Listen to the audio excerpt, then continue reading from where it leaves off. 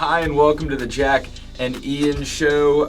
Today on the episode, we're going to talk about two very, very important NFL games that took place this last weekend. We'll talk about the results of those and what these four teams now have to deal with in the offseason or possibly, or now for certain, in the Super Bowl. And then we'll also talk about, obviously, Tom Brady's retirement. That was official, and then it was unofficial, and then it was official again. We'll talk about all of that as that was just insane. Oh, yeah. We'll talk about that for sure.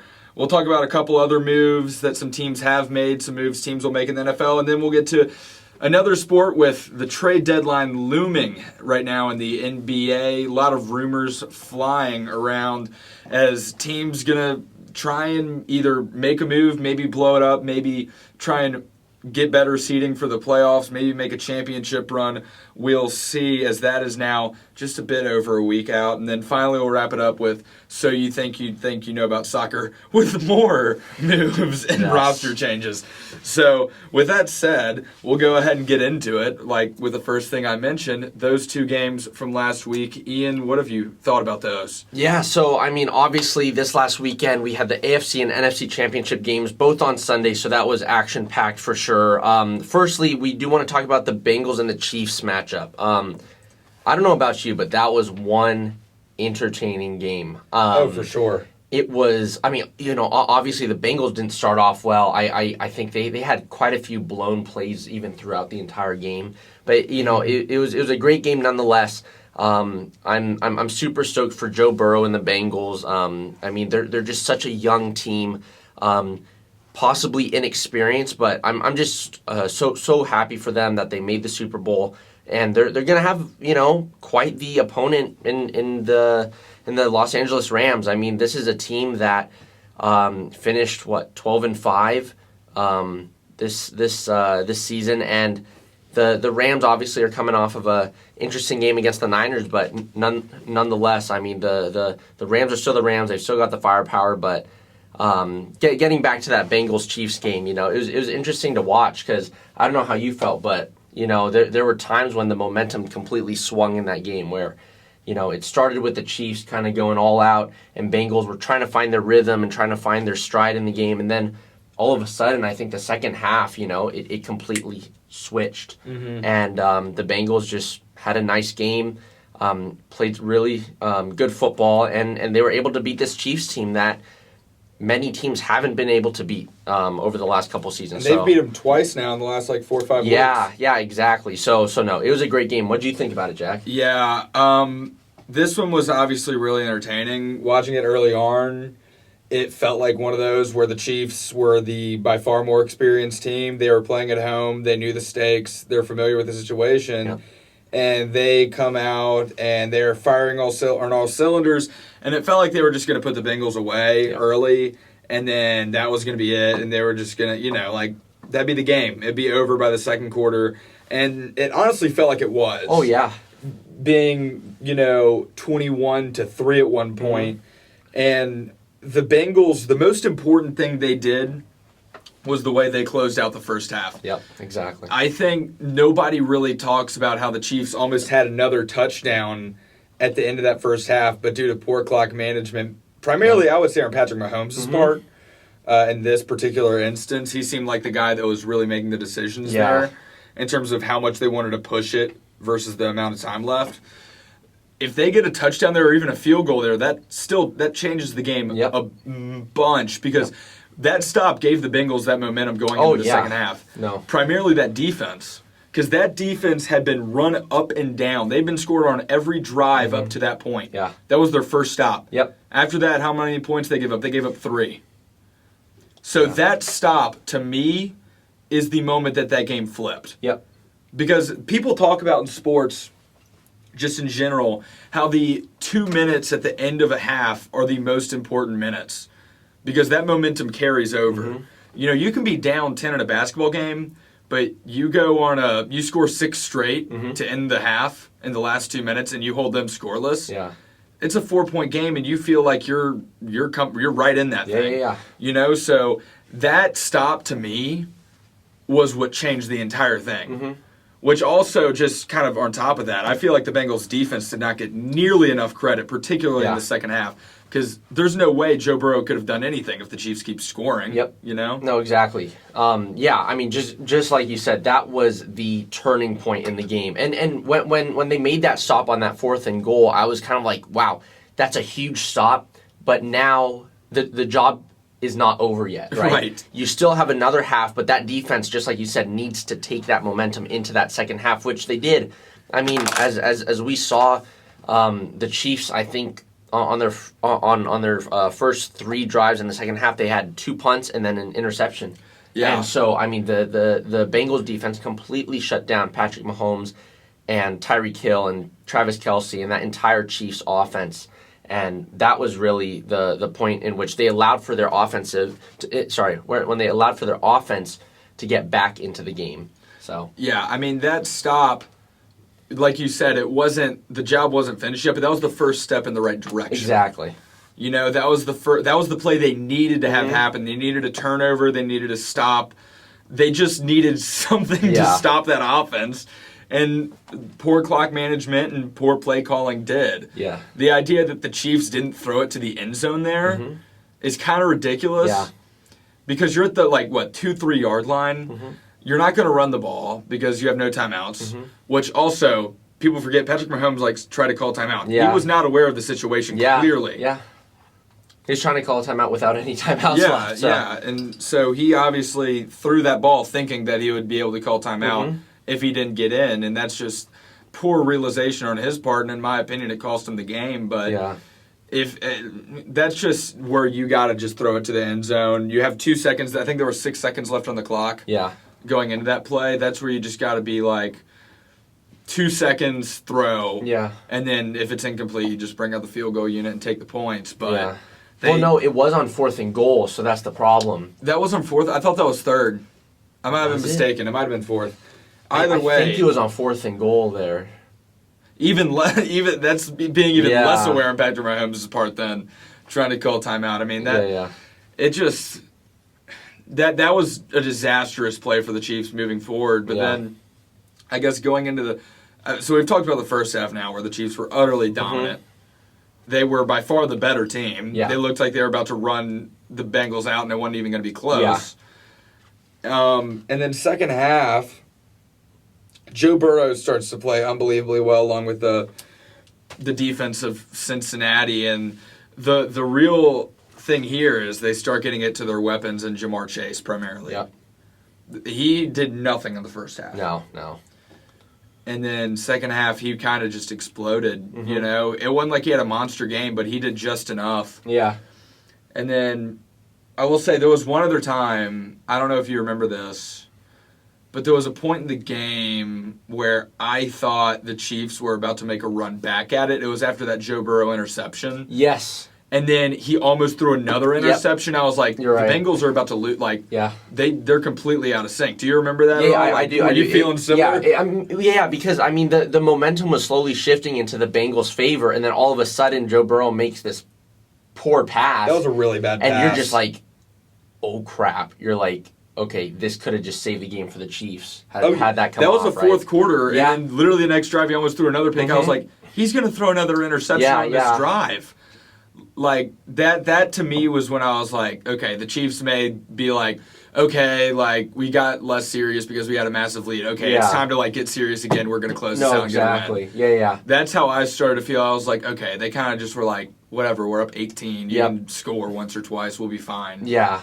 Also, I think one thing that maybe helped, this obviously couldn't have helped the Bengals, but I think when C.J. Uzomah went out early in that first quarter, yeah. I think that completely scratched their entire type of offense in that first quarter and, kind of entering the second quarter offense. It just seemed like with him going out, the Bengals were like, okay, we are one huge target down, so our game plan has completely changed. And I think the Bengals really needed that halftime to regroup and figure out, okay, how are we going to use Sample now as the new tight end? How are we going to use him as a decoy? If they're not actually covering him too hard, how can we actually use him more? So I think I think that halftime for the Bengals was huge, and they showed it. I mean, obviously that the Bengals had I don't want to say, they had this insane comeback, but against the Chiefs, being down 11 points against the Chiefs, whose defense sometimes can be pretty tough to play against, and that offense that's pretty unstoppable. I mean, that's a commendable second half comeback by the Bengals. So yeah, and the guy that did step up was, Higgins. Yeah. Oh my gosh. Without Higgins, his performance, there's nothing. Because Jamar Chase, he had 54 yards on 6 catches, which is fine, on 9 targets, but they were going to smother him anyway. Yeah, so that's about as good as you could have expected. asked. And the thing is you were expecting Uzuma to be the guy that was going to be the one that got 80, 90 yards. And when he went out, it was like, oh, goodness. Yeah. Like, who is it going to be? Because there's only so many other guys here. Like, I guess you can hit Mixon or Pirine out of the backfield on a screen. Yeah. But, even then, it's... The run game wasn't really there for the Bengals at all. I mean, it was there a little bit, but they couldn't really find anything. I mean, Chris Jones and that Kansas City defensive line played insane. And they put the pressure on Joe Burrow in that second half. I mean, Joe Burrow had to make some pretty incredible scrambles in and out of the pocket to get away from some of that Chiefs pressure. But, honestly, the Bengals are going into this Super Bowl, I think, with nothing to lose. I think this is the Rams Super Bowl to lose, actually, because of the type of experience that they have with Matt Stafford and Sean McVay, guys like Cooper Kupp and Odell Beckham Jr., and so, I say this, and it might sound weird, but I think the Bengals can go into the Super Bowl with really nothing to lose. What they've done this season, I think if you told anybody that the Bengals would have beaten the Chiefs in the AFC Championship and been on their way to the Super Bowl at the start of the year would be ridiculous. Yes. So that's insane. So I think the Bengals can be very open in the way that they go into this next game. Obviously, not being so open, and so kind of, just rogue in terms of their play calling. But, I think that they have the freedom to do whatever they want, especially considering the Rams haven't played them yet. But anyways, we did want to move on to the next game between the 49ers. Whoa. First off, the Eli Apple stuff with Tyreek Hill is hilarious to me. That dude was getting burnt up and down. And then he comes out in the... What did he say? I'm forgetting exactly what he did. All I remember is the dude was getting burnt all game. Yeah. And then he comes out post-game and was talking crazy. Yeah. About, his defensive performance or whatever. He was just basically saying, Tyreek Hill wasn't an issue for me. All of that crap, which everyone saw on national television. Dude, Eli Apple even had a chance for a pick, and he completely missed it. You remember that? Yeah. No, that was bad. Do you have breaking news, though, I guess, on the TCU side of things? Oh, yeah? Just got the number one 5-star... We got a 5-star kicker. The number one kicker in the country. Hey, it's a 5-star recruit nonetheless. Number one kicker in Texas. Hey, at least we're going to, if he's kicking through, 55-yarders, I have no problem with that. You know? It's a 5-star nonetheless, man. That is actually pretty nice news. All right, I guess we can move on. I just saw that. No, you're good. I was trying to look some up, and I go, TCU. I saw TCU 5-star. I'm like, wait, who in the world did we just get this a 5-star? 5-star kicker commits to TCU. I'm like, what is going on? No, okay, that's still good stuff. You need a good kicker. Exactly. Special teams wins games. It does, especially for the Bengals. Yes, especially for the Bengals. That is also proof or I guess we can also talk about, I keep forgetting that game went to overtime. Yeah. Of Chiefs-Bengals. We just talked about regulation, really. Yeah, no, exactly. Overtime, Chiefs win the coin toss, and Josh Allen tweets pain. Yeah. Because it's tails what the Bills called the week prior. And this time, it's like, oh my gosh. Yeah. The Bengals just did all that. Yeah.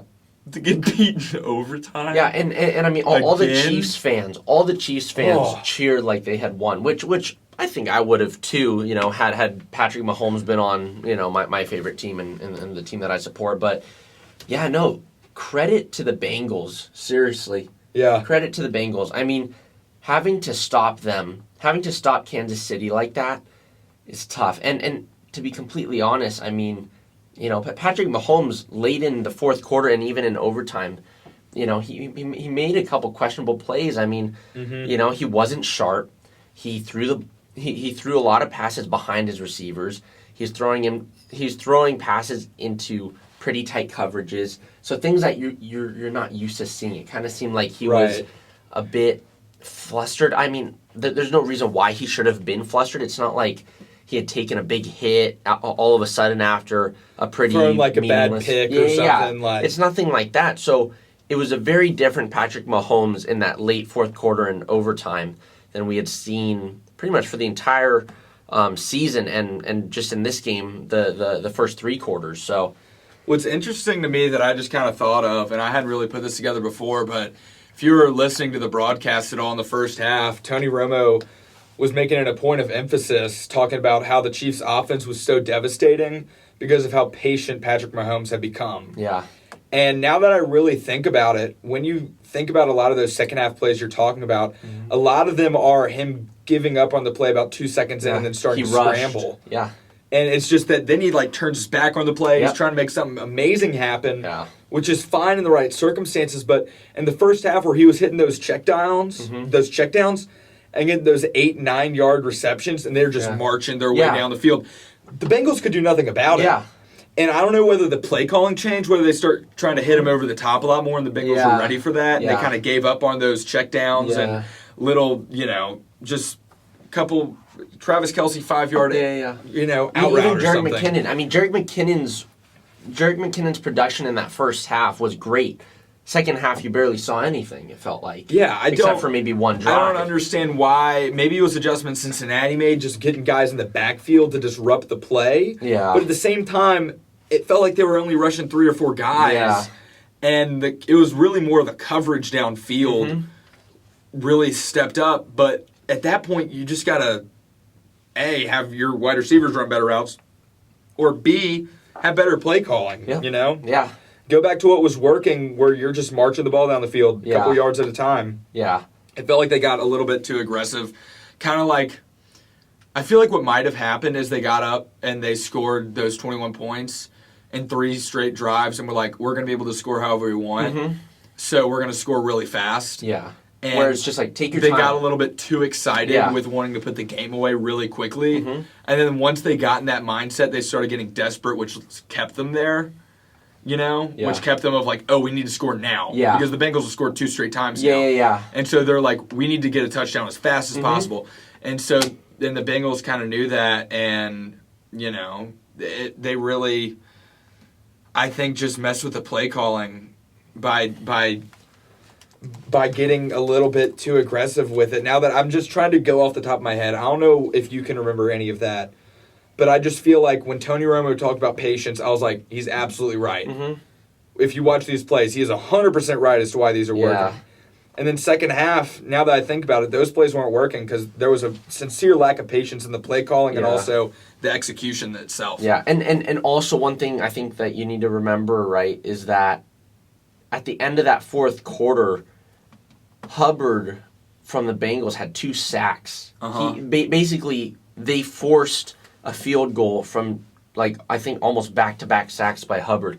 And that was when Patrick Mahomes was running back and forth, scrambling around in circles.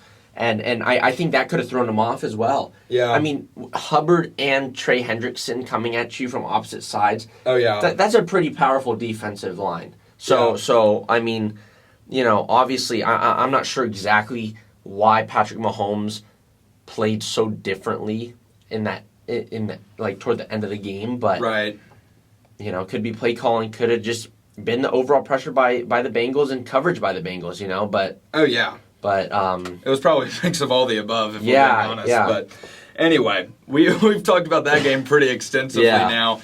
Good win, obviously, for the Bengals, getting the ball back in overtime, getting a game-winning field goal to win it. McPherson again has come through and delivered for them. Great kicker. Yeah, and moving on now, getting to that 49ers-Rams game. This, at least for me, it was really interesting watching this game because I was watching this with a couple of roommates of mine, and we were super pumped up for that Bengals-Chiefs game. We were glued to the TV for 3 hours, and then come this Niners-Rams game, we were just kind of like, all right. Yeah. I mean, I actually felt like the Rams were going to go into this game and completely obliterate the Niners. But the Niners put up a really strong game and actually held the Rams so that they made this a competitive game. I mean, I really didn't think the Niners had any chance, but it wasn't until that Jimmy G, pick at the on that last drive that kind of lost it for him. But you know what? Credit to the 49ers and Jimmy Garoppolo. But honestly, I didn't think the Niners had any business being here, to be completely honest. No. I mean, I'm not trying to be rude or I'm not trying to diminish what the 49ers have done with Jimmy Garoppolo, but they were that one team that I just didn't think belonged here in that NFC Championship game. And I think it kind of showed as you kept watching that game. But yeah, what were some of your thoughts on it? Yeah, the 49ers obviously got up early. When they were up 17-7, I go, there's no way. Mm-hmm. There's zero shot. I was like, there's no way the 49ers are playing the Bengals in the Super Bowl. I was like, this is about to be the NFL's worst nightmare. I would have been so pissed. I was like, Rams Bengals is fun. But yeah. Bengals 49ers, not fun. And so I was like, man, I really want the Rams to win this game for the sake of having an interesting and fun Super Bowl. But, the 49ers, the Rams felt like they could have put it away at a lot more times. And they kind of just were like, okay, we can kind of turn it on whenever we want to. And then the fourth quarter came around and they did. Yeah. And then they were like, okay, we've had enough now. Like, we're winning this football game. And that's exactly what happened. Shout out Detroit, Matt Stafford. Happy for him going to the Super Bowl. That's just insane. Seeing him be this on a successful team, it's kind of weird. No, exactly. And then 49ers, though, the thing that stands out to me when I look at this, Deebo Samuel is undeniably the best weapon that the 49ers have and arguably one of the best weapons in the NFL, period. And he got 11 touches, 7 carries, and only 4 receptions. Those are way too low numbers. Mainly the reception one. 7 carries is fine, because he's really a wide receiver first and foremost. Like 7 jet sweeps or him in the back, that's okay. Yeah. But 4 receptions is just that is why I think 49ers fans can truly be mad at Jimmy G. Yeah. That is where you're like, listen, we have one of the best playmakers, and you got him the ball 4 times in a game that matters the most so far this season. That cannot happen. Yeah. That cannot. Yeah, I mean, just in general, I mean, the Niners have been kind of winning their games this season, via the running game. And when I look at, the fact that Elijah Mitchell only had 11 carries and 20 yards and Deebo Samuel had 7 carries for 26, you're just kind of like, what's going on with your offense, Right. And, I mean, it's not like, okay, they held back on the run game, but they went heavy passing, and Garoppolo had, 300-400 yards and was just, slinging the ball up and down the field. I mean, he was only 16 for 30 with 232 yards. So, this Niners offense, I think they had a balance in this game, but it wasn't the right balance. Right. You obviously need to have a balance of play calls, whether that's running or receiving, but you need to make it, you need to define what your game is going to be. And I think, I think also the fact that the Rams and the 49ers have played already 2 times this season also factors into the fact that maybe the Rams, seeing this offensive 2 times already, they know what's coming. And they know who Jimmy G's guys are. They expect the Deebo jet sweeps, right? They expect Deebo to be receiving the ball as well. So, I don't know too much about the Niners because I'm an AFC guy, but I mean, I know enough though to you should know. Anybody should know enough. You got to get the ball to your best player. Yeah. In the biggest game, your best player has to have more than 11 times with the ball in his hands. Yeah. That number needs to be more like 20. Yep.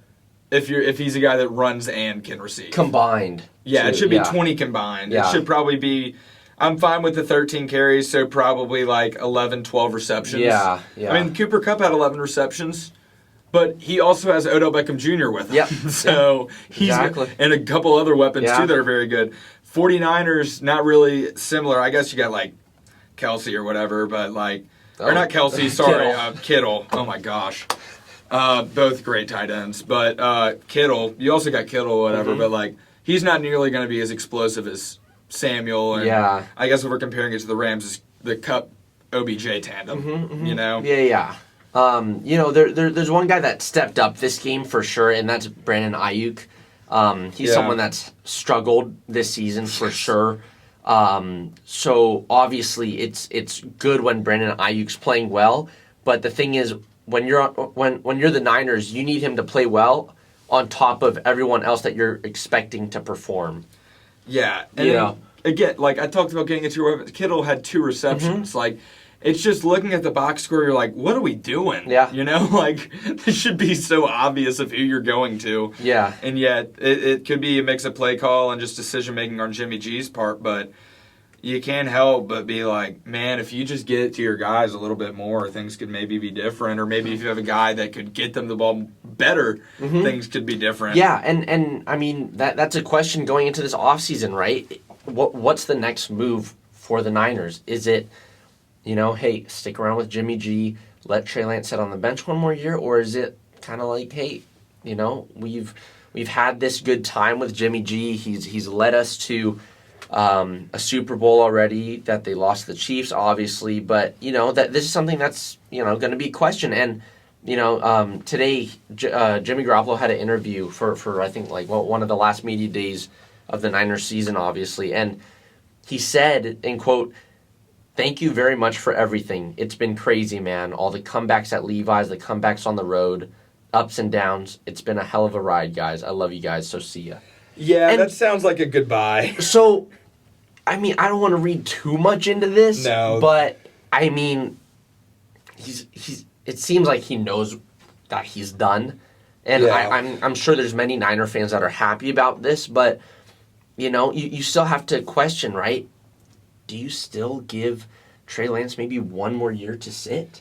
I mean, the thing is, you would have to trade for a good quarterback that's going to be gone soon. Right. And so I think the only way he sits is if you go and get yourself Aaron Rodgers. Yeah, I'm of the opinion, though, when you draft a quarterback that high, first off, the best way for him to develop is probably in-game experience itself.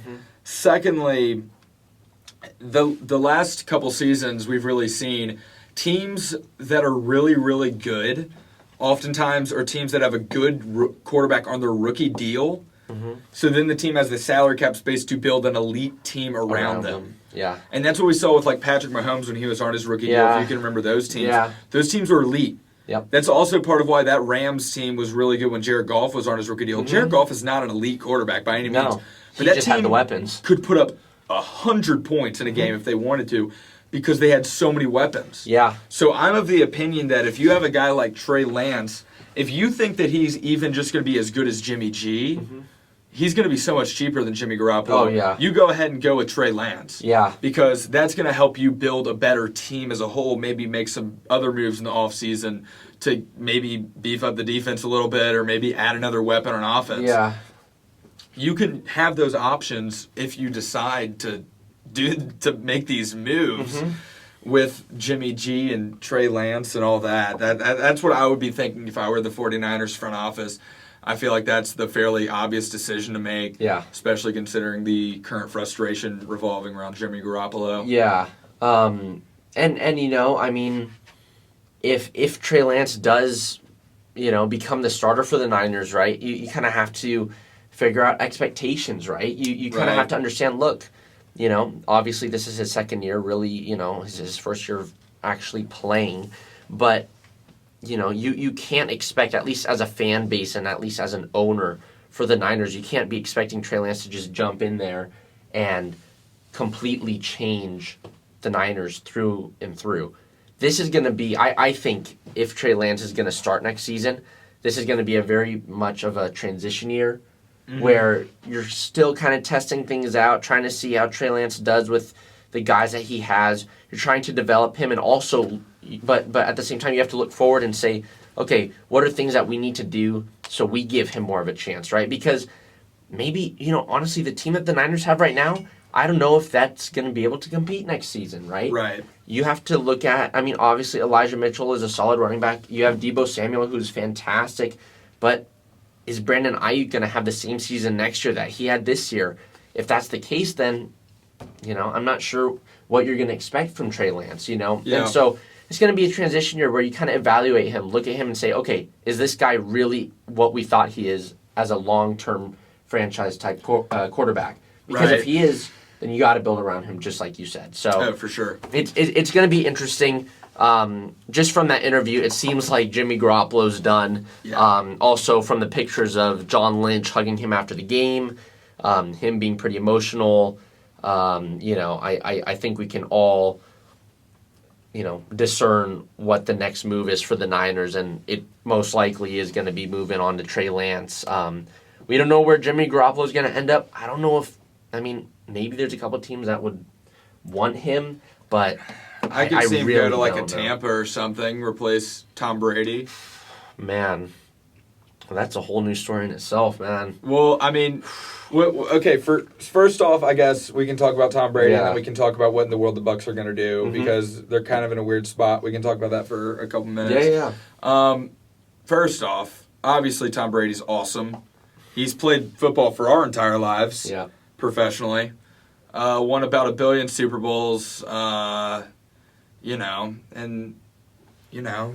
It's insane. It was weird, though, with breaking news and then kind of rescinded, and then a day later it was like, no, actually I am. That was like, why not just, I don't know. I think he just wanted to do it on his terms. Yeah, oh yeah, totally. He he doesn't want this to break, without him being the one to break it, Right. But yeah, Tom Brady retiring, not only is it huge for the NFL, but really, for Bruce Arians and the Tampa Bay Bucks, you're kind of sitting here now, and you need to draw up a whole new plan, starting today on how the next couple years are going to be. Because whatever moves you make now, it's going to influence how you move forward. And so, right, with Tom Brady retiring, they're obviously going to need a quarterback, Are they going to go for someone like possibly Aaron Rodgers, who seems unhappy, right? I think that would be a fantastic move. I think that could fit him very well.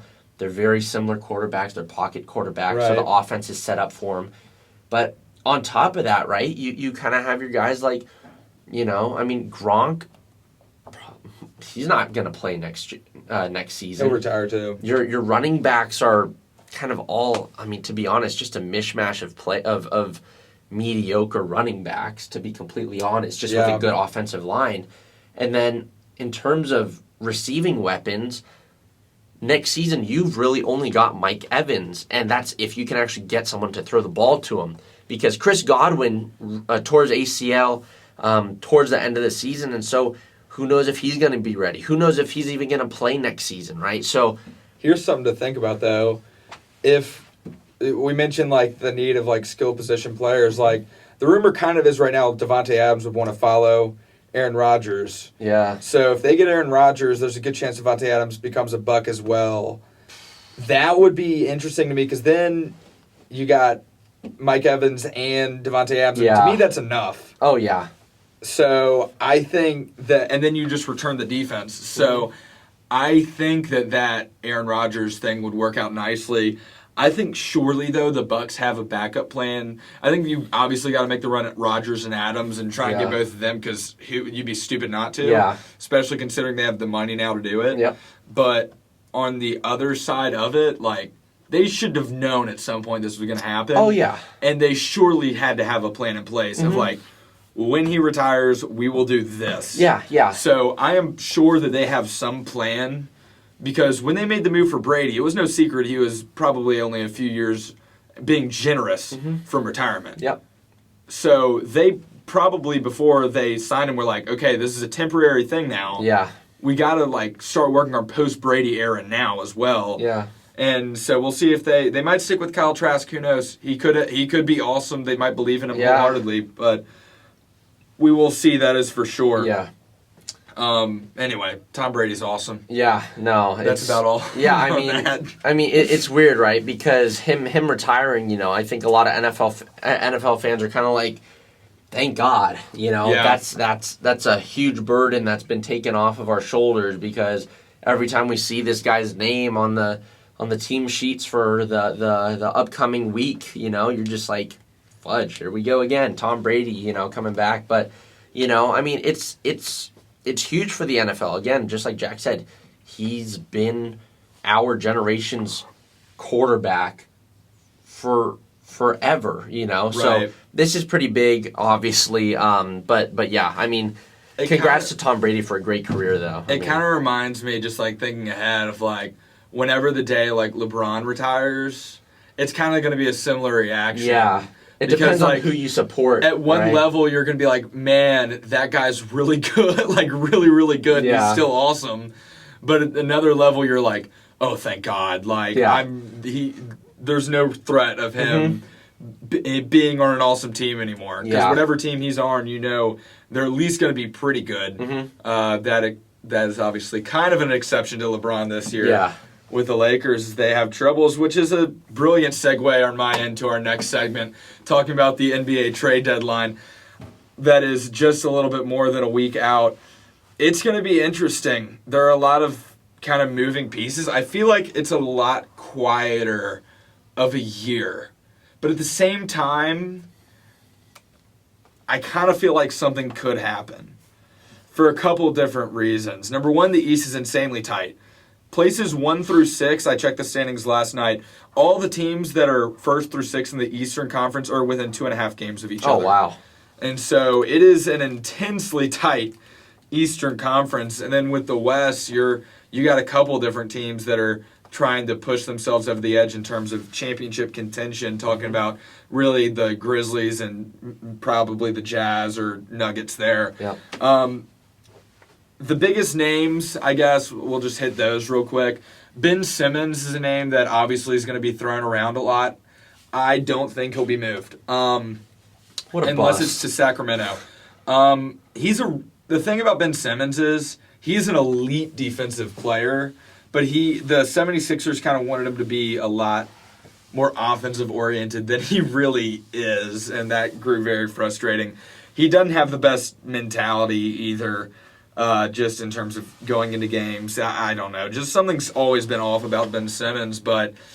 So I don't think he'll be moved, though, for the purpose of rumors have recently now come out that James Harden wants out of Brooklyn with the Brooklyn Nets. And the idea of him going to the 76ers has been a thing since he was in Houston. And there were trade rumors there forever about him possibly being traded to the 76ers once it kind of was a known thing that he wanted out of Houston. And so Philly doesn't seem like it'd be too far of a leap. He would certainly fit next to people like Joel Embiid, Seth Curry, who's already an elite shooter. Yeah. And the thing is Ben Simmons would match the salary cap in terms of a sign and trade. And so that makes a lot of sense that the 76ers would hold on to him so they can make a deal for James Harden, getting the superstar they've wanted in exchange for Ben Simmons all along. Yeah. The one other thing I could think that would possibly materialize would be the Kings. That the 76ers, for some reason, don't think the James Harden thing is going to work out. And they decide to trade him to Sacramento, which would be hilarious for a multitude of reasons.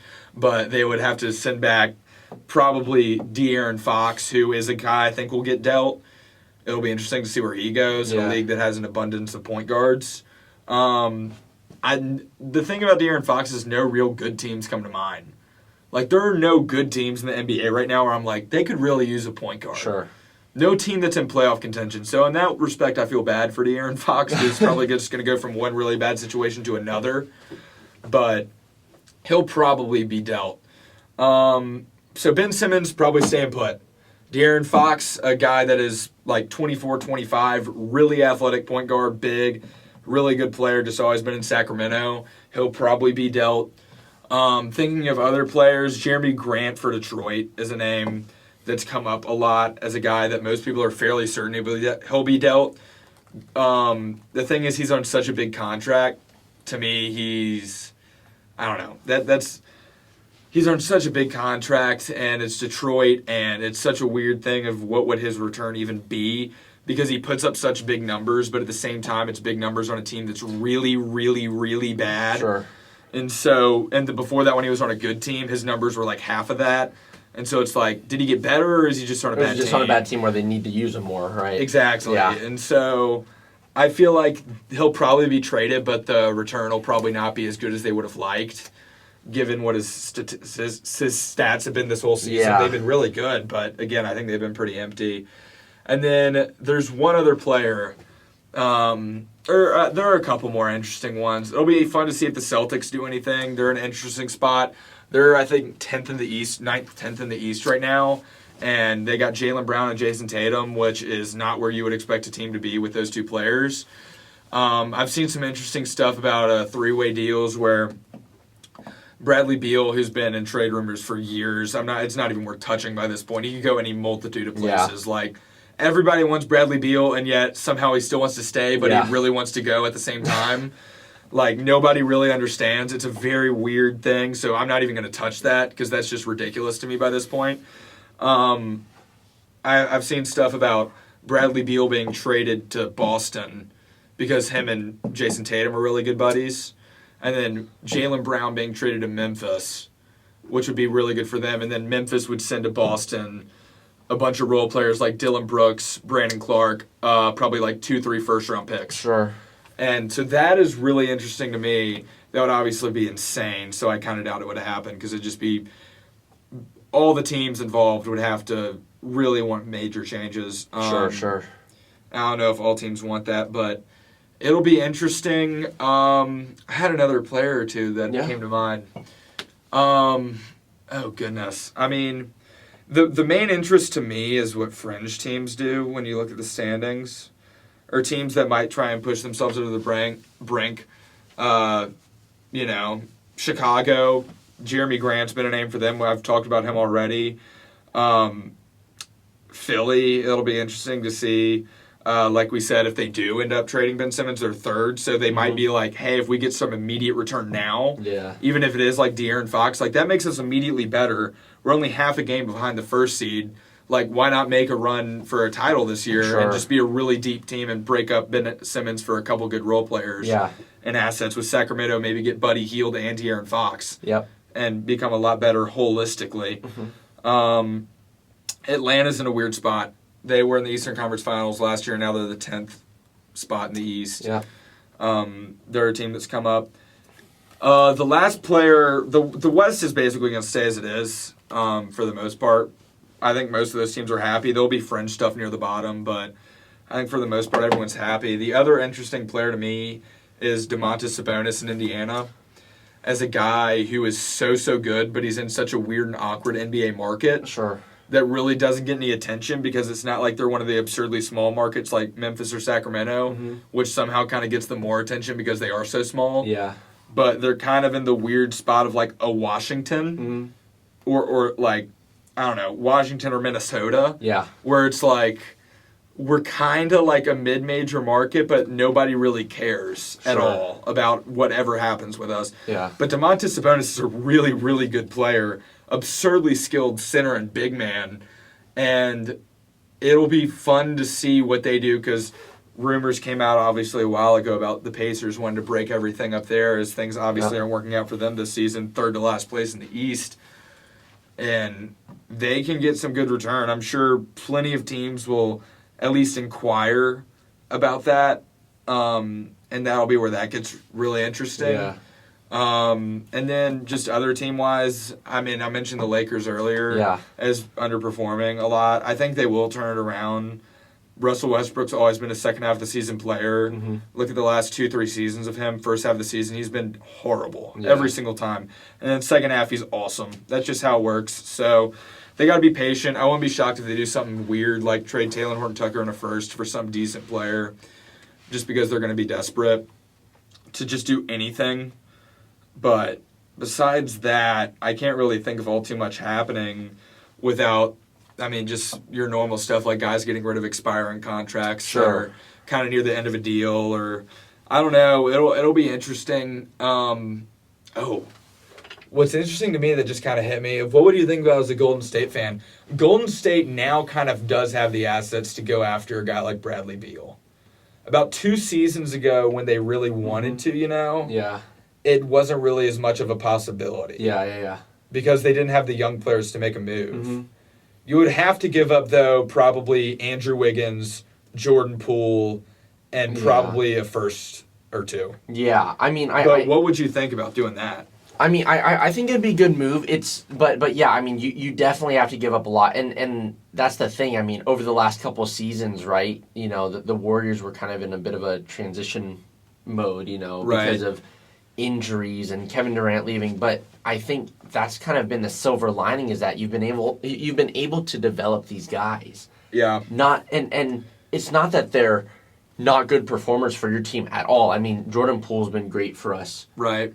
I mean, he's done super well. But it's just like, look, if you can kind of, group these guys together and get something better, right, by all means do it, because you didn't have to do much to get Jordan Poole. Right. It's not like you're like, oh man, Jordan Poole was a bust. We worked our asses off to get him. You just drafted y'all were good him. at draft, and it wasn't even like y'all had to go move up in the draft to get him, so, and y'all just nailed the pick. So yeah, it's almost kind of like manufacturing trades, without putting anything into it really. So no, I think it'd be a great move for the Warriors. Obviously, I think Warriors fans love Jordan Poole. The thing is, like, that would feel pretty inevitable on a deal like that, where you're getting probably what is one of the best pure scorers in the league.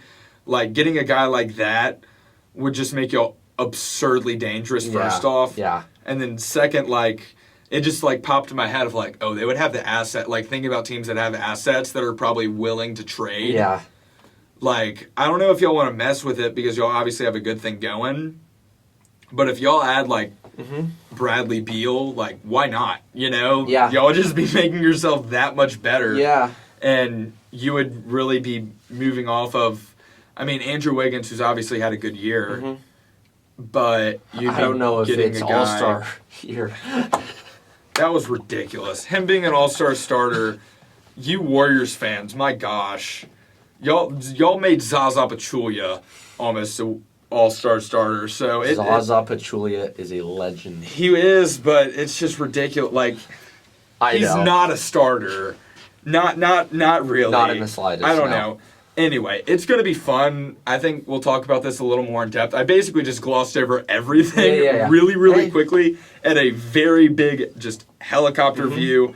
Next week when stuff actually happens, there can be a little bit more of a discussion about things and moves that have happened and what we think about them. I'm kind of hoping for 1 or 2 big moves to be had. Usually 1 or 2 happen, but we'll see. Yeah. That's what I got for the NBA, which leads us to another sport, soccer, with a segment, So You Think You Know About Soccer. Ian, you mentioned a couple trades that have also happened, that have happened there. Yeah. What happened? Yeah, so if you guys at home don't know, as of Monday, well, I guess as of today, February 1st, the winter transfer window has officially closed, so no more transfers are going through. All the transfers that were in speculation but weren't completely finished are nullified, and so wherever the players are right now, that's where they're going to be, at least for the next 6 months. But yeah, there's a couple of teams that I did want to touch on. All right, guys, sorry about that. For the second week in a row, we've had a little bit of technical difficulties, but anyways, getting back to some of the transfers that have been going on, I did want to talk about 2 clubs in England, and then 1 team in La Liga. And I'm going to start off with Everton. I think Everton have really taken this transfer window perfectly. I think the appointment of Frank Lampard was perfect. Getting rid of Rafa Benitez was the right decision. And, for some Everton fans, they're kind of tired of going for foreign coaches because Everton's been built up by a lot of English managers. And so I think this is a great move for Everton. Obviously, Frank Lampard, this is going to be his 3rd club that he's managed. He started off with Derby County, I think, in 2017 or 2018, and then he moved on to Chelsea in 2019, and then he was finally sacked pretty much just about a year ago, I think about a year ago by Chelsea, and he was replaced by Thomas Tuchel. But I think Frank Lampard is a great appointment for Everton. I think he can really lead this team who is, to be honest, they're really struggling right now. If I'm not mistaken, Everton is pretty down low in the standings. Yeah, they're 16th, and they're 4 points off of the relegation zone, which I think is the lowest that they've been for quite a while. So I think Frank Lampard's a great appointment. And on top of that, Everton have actually completed 2 signings, one of which was a loan, and that is a Manchester United midfielder who is Donny van de Beek. Donny van de Beek obviously is coming over from Manchester United. He hasn't had a great spell with them, not because he hasn't played well. It's more the fact that the coaches that he's been under haven't played him. And so I think this is a great chance for Van de Beek to actually go out and show what he's worth. He's barely played over the last 2 seasons ever since Manchester United transferred him over from Ajax in Netherlands. So this is a great chance for him to make his mark on the Premier League. And who knows, maybe this could be a sign of him, playing on a team like Everton and staying there. This is a loan move, so it's only good until the summer. But that isn't to say that Everton won't come back and try to sign him permanently from Manchester United. Right. And I do think the Everton midfield is going to be bolstered because not only are they getting Donny van de Beek, but they're also getting Dele Alli, who, obviously I guess when it comes to Dele Alli, it's much more of a name thing than it is, than it is a skill kind of aspect of things of looking at this, because Dele Alli was a great player about 3 or 4 years ago. Super young, just came onto the scene in the Premier League. He was playing super well for Tottenham, and then after that, he just had a steady decline, and he was kind of involved in some off-field antics. It doesn't seem like he's the best guy in training. It doesn't seem like he really works very hard off the pitch. So it's going to be interesting. But nonetheless, Everton did sign Dele Alli on a permanent deal from Tottenham, and it should be really interesting how this Everton midfield gets better, because these 2 guys are going to have to compete for pretty much one spot in the Everton formation, because Everton typically plays a 4-4-2 with guys like Abdoulaye Doucouré and Andre Gomes in the center of the field, but now you have guys like Donny van de Beek and Dele Alli, so they're either going to be competing for the same spot, or Arsenal's going to have to change their formation, which could see something like an Abdoulaye Doucouré as a holding 6, and then Donny van de Beek and Dele Alli as the 8 and the 10, and obviously that leaves guys like Richarlison and oh my gosh, what's his name? Richarlison and Calvert-Lewin up top, but I think Richarlison is someone that can play on the left wing as well. So I think these moves have allowed for Everton to kind of have a new game plan going forward, whether that means changing their formation entirely or just keeping it the same and just trying to figure out who fits best alongside Abdoulaye Doucouré. But nonetheless, I think Everton have made some great moves during this transfer window. And then moving on to Tottenham now. Tottenham have actually just secured 2 players from Juventus. The first player who they secured is Rodrigo Bentancur.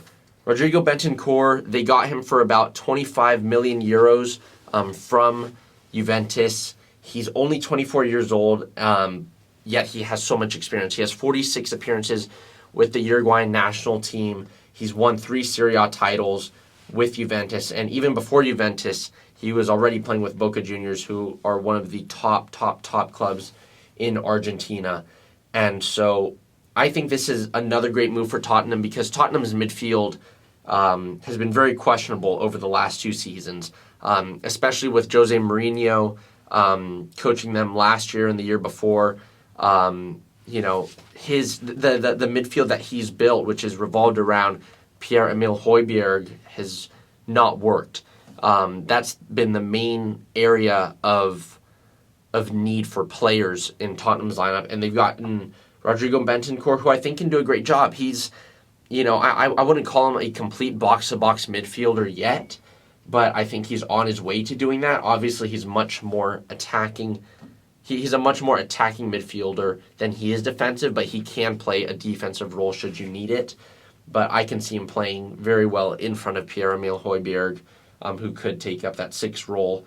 And then they also got Dejan Kulusevski, the young Swede from Juventus as well. This is a loan deal as opposed to a permanent deal with Rodrigo Bentancur. But I think Dan Kulusevski can do well. I think this is a chance for him to kind of show how he can fare in the top league in the world.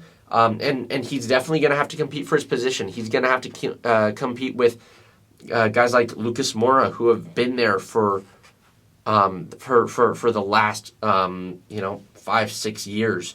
So this is no easy task for him, but this is his chance to really make a mark in one of the top leagues in the world. And so I think these are 2 solid moves by Tottenham. I'm a big fan of the Rodrigo Bentancur move, less so of the Dejan Kulusevski move, just because you've already got depth in that attack, especially on the wings with guys like Heung-min Son and Lucas Moura. But it's Tottenham's money to spend. It's not mine. But anyways, moving on to the last team that I wanted to touch on in today's episode, and that's FC Barcelona. They have had a very busy transfer window.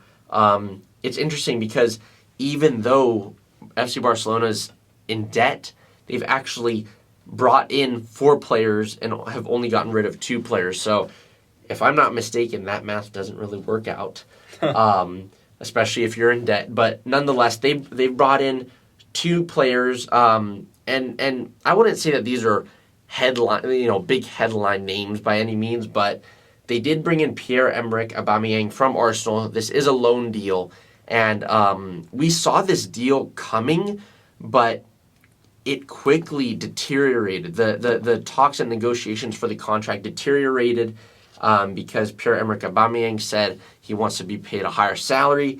Then all of a sudden, after one day, I wake up, I see the news, and he signed for a much lower salary. So I think he was receiving $360K a week from Arsenal, and now he's probably going to be receiving more like maybe just under or just over $100K a week, which obviously $100,000 a week's insane. Right. It's just, in relation to what he has been earning, that is a significant, and I mean significant, pay cut. But the thing is, Pierre-Emerick Aubameyang has not been performing, so I'm not sure why he wasn't expecting this, but that's how it is. I do think this is a good pickup by FC Barcelona, though. They are in need of a striker, especially after Luis Suarez left for Atletico Madrid, and also the fact that Ansu Fati just got injured with I think it's a quad issue, so he's going to be out for about 2, maybe 2.5 months. And then on top of that, they also got Adama Traore, who is also on loan, but from Wolverhampton Wanderers, again in the Premier League. And this is a transfer that I just have no idea why it was made. Adama Traore was fantastic 3 years ago. Ever since, he hasn't been able to put together any sort of a good run of form, should I say. Mm-hmm. This guy can beat people with pace. He's a great dribbler. He's extremely fast, but that's just about it, to be completely honest. And so I'm not sure why they got him, because Adama Traore, obviously with the pace, he kind of he feeds on teams where they allow for that space. Right. He feeds on teams where they will isolate him with an outside back, so he can take them on. But with Barcelona, they're such a possession. They're a possession-based team, and so possession-based teams aren't just going to isolate one guy to make a run down the flank. They're going to be moving in close, staying tight with Adama Traore. So unless they completely change the way their tactics are, I don't see this move working at all. And on top of that, they already have issues with another winger of theirs, and that's Ousmane Dembele. It doesn't seem like he's happy at Barcelona, and Barcelona for sure are not happy with him. Barcelona's president, Joan Laporta, has said multiple times to Ousmane Dembele that, look, we don't want you. Your best bet is to try to leave in January, but he didn't leave. So I'm not really sure where this leaves Ousmane Dembele. Obviously, they're going to have to get something out of him if he's going to be on the team for the next 5-6 months before they try to get something for him. But it's a really strange move by a player that says he's unhappy at a club, who also feels that they don't want him, but then to just stay there after 2 or 3 proposals have come in for this guy. So I think FC Barcelona right now are just in a heck of a mess. I don't think bringing in Adama Traore or keeping Ousmane Dembele is going to help them at all. Pierre-Emerick Aubameyang, unless he can get his off-field antics sorted out, I think he can be a bit of a bombshell of a transfer. Obviously, he's going from the top league in the world, in the Premier League, to another big league, but where the pace, where the speed of play is different. So maybe this will actually turn out to be better for him, but I don't see how Barcelona is going to really benefit from most of these moves. So, but that is all I have for today in the you think you know about soccer little window. But the transfer window did end, so all the moves are finished. And I think that's it for this episode, right? Yeah, that's all. So yeah, once again, thank you guys for tuning into this week's episode of the Jack and Ian Show. We really appreciate your support, and thank you so much for always coming back. Be sure to like this video and also to subscribe down below, and make sure to follow us on Instagram and Twitter at the Jack and Ian Show for other updates and more content. But until next week, I think that's it. So see you guys later. Yeah, thank y'all. See you guys later.